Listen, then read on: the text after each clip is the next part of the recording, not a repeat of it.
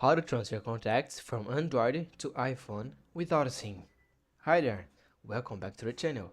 In this video, you're going to learn how to transfer all your contacts from an Android phone to an iPhone without using a SIM card.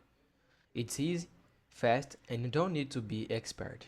Let's get started. Part 1. Use a Google account. Method 1. Sync your Google account. On your Android phone, go to Settings, Accounts, and Google. Make sure Contacts Sync is turned on.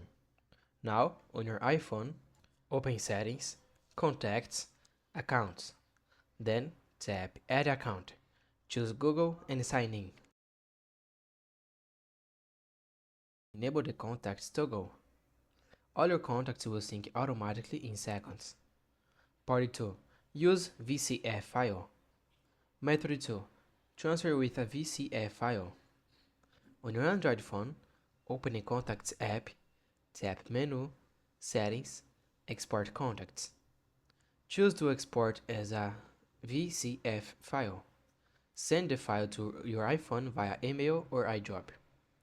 Now, on your iPhone, open a file and tap Add All Contacts. And that's it. They will be saved in your Contacts app. Part 3.